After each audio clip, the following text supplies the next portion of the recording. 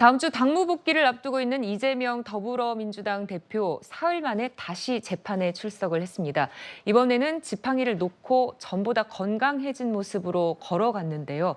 여전히 취재진 질문엔 묵묵부답이었습니다. 다음 주 당무 복귀 앞두고 계신데 소감 어떠신가요? 이번 주에만 두 번째 재판 출석인데 당무 주장 시기가 혹시 관련된 재판 경합 여부에 대한 입장 어떠신가요? 네, 이재명 더불어민주당 대표 법정에서 30여 분간 직접 진술을 하면서 혐의를 전면 부인을 했습니다. 최 교수님, 네. 특히 검찰의 주장에 대해서 항변을 많이 했다고요? 네, 그렇습니다. 여러 가지 이제 뭐 배임 명의 이런 부분에 대해서 기관장이 예를 들면 이제 산하기관이잖아요. 산하기관의 업무에 대해서 배임이 되느냐 하는 부분에 대한 얘기를 했고요. 네. 가장 이제 눈에 띄었던 것이 검찰이 뭐라고 주장하면 대선 자금 마련을 위해서 그 뇌물을 받았다는 식의 그런 이제 얘기를 했었어요. 거기에 대해서 이재명 대표는 만약에 대선에 쓰려고 했으면 2022년 대선 전에 받았어야지. 받지도 않았는데 그럼 노후 자금하려고 그 돈을 받는 거냐. 그러면서 반박을 했습니다. 그래서 전체적으로 지금 검찰이 주장하고 있는 배임 혐의 또 그다음에 그 대선 자금 마련이라고 한 점 이런 점들이 증거가 부족하고 그리고 실제 돈을 받은 적도 없고 그리고 아까 말씀드린 배임 혐의는 성립이 안 된다고 주장을 하고 있고 이런 주장들을 하면서 검찰이 주장하고 있는 공소 혐의에 대해서 전면적으로 반박하고 비판하는 그런 발언을 30분 동안 했습니다. 네.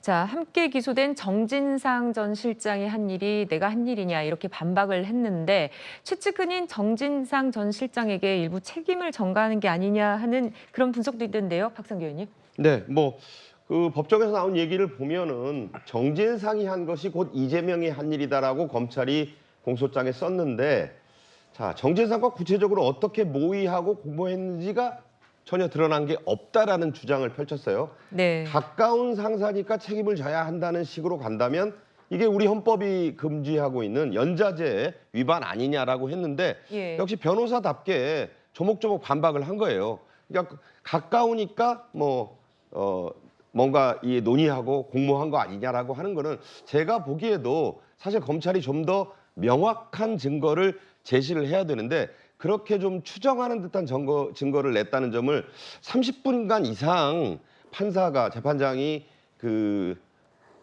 피의자인 이재명 대표에게 이렇게 기회를 준 것도 참 이례적이라고 하거든요. 네. 30분 짧은 것 같지만요. 대단히 긴 시간입니다. 그래서 본인이 이제 검사 측을 그냥 조목조목 반박을 한 내용이 법정을 취재한 기자들도 저런 장면 처음 봤다 할 정도인데 그걸 이제 그만큼 지금 재판이 공정하게 진행되고 있다라는 반증이 아닌가 싶고 검찰로서는 추후 공판에서 이 부분에 대해서 이제 뭔가 공격할 소재가 없으면 이 주장이 그대로 먹히는 게 아니냐 이런 취재 기자들의 얘기를 지금 제가 여러 군데서 확인했습니다.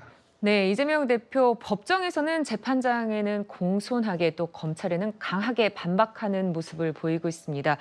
정혁준 변호사님, 법조계 일각에서는 정치인 특유의 합법이다 이렇게 얘기를 하는데 어떻게 봐야 될까요? 일단 판사하고 검사는 달라요. 이재명 대표와 민주당은 뭐 검찰을 악마화하면서 검찰 독재 운운하지만 그 검찰 독재 운운했던 그 검찰이 유창훈 부장판 3명에 의해서 박살이 나지 않았습니까?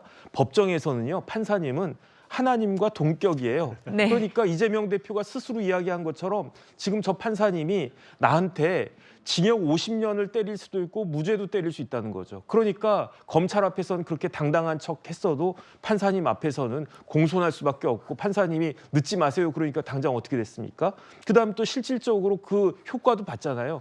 유창훈 부장 앞에서 한 번만 나에게 기회를 주십시오. 내가 방어권을 행사해야 됩니다. 이렇게 이야기하니까 구속영장 기각을 했잖아요. 네. 그러니까 이런 부분들과 관련해가지고 이재명 대표는 이런 스탠스를 취할 수밖에 없는데 중요한 건 뭐냐면요. 예. 앞으로 최소한 일주일에 2번씩 이재명 대표는 이렇게 이제 공판을 하루 종일 그 재판받는 모습을 보여줄 수밖에 없고 그다음에 더 중요한 건 뭐냐면 검찰이 수사할 때는 일반 기자들이나 보통 사람들이 그 내용을 볼 수가 없어요. 하지만 재판은 공개 재판이기 때문에 예. 뭐 수십 명의 기자들이 진치고 있는 가운데에서 이재명 대표가 재판받는 모습, 본인이 어떻게 이야기하느냐, 또 많은 증인들이 어떻게 진술하느냐 이런 것들이 언론에 낱낱이 드러나는 일들이 이제부터 시작이 된다. 이것이 가장 중요한 변수가 될 것이다. 전 그렇게 예측이 됩니다. 네. 그리고 이재명 대표가 일주일에 2차례 법원에 출석한 건 지난 대선 이후 처음입니다. 이번 재판도 8시간 가까이 재판을 받은 끝에야 끝났는데요. 자, 재판 리스크 현실화, 그리고 당무지장 이런 얘기가 계속 나오는데요. 김영우 의원님. 심각하죠. 그러니까 민주당은 그냥 보면은 뭐 지난번에 이재명 대표의 구속영장이 기각되고 또 이번에 강서구청장 선거에서 크게 이겼고 하니까 굉장히 안정을 되찾아가는 잘 나가는 정당의 모습 같지만 네. 제가 볼 때 속으로는 굉장히 딜레마에 빠져 있는 정당이다 생각합니다. 왜냐하면은 결국 내년 총선은 국민의힘과 크게는 이제 민주당 사이에서의 또 쇄신 경쟁이거든요. 예. 누가 더 민심을 얻기 위해서 쇄신을 확실하게 하느냐, 또 역동성을 갖느냐, 또 물갈이를 어떻게 확실하게 제대로 하느냐, 이 싸움일 텐데 민주당은 지금 굉장히 안정돼 보입니다만은 한번 보시자고요. 지금 수도권의 다선 의원들이에요. 다 민주당 현역 의원들이. 네. 이런 의원들을 어떻게 물갈이할 것이며 그다음에 일주일에 한두 번씩 계속 법정에 출두해야만 하는 현직 당대표가 있지 않습니까? 그러다 보니까 이재명 당대표에 대한 또 재판과 관련된 기사가 이제 계속 또 나올 텐데 예. 이것은 민주당으로서는 총선을 치러야 되는 민주당으로서는 굉장한 리스크죠. 하지만 지금 비명계의 목소리는 나올 수 없는 상황이죠. 네. 그러니까 어찌 보면은 민주당이 참 기막힌 딜레마에 좀 빠져 있다.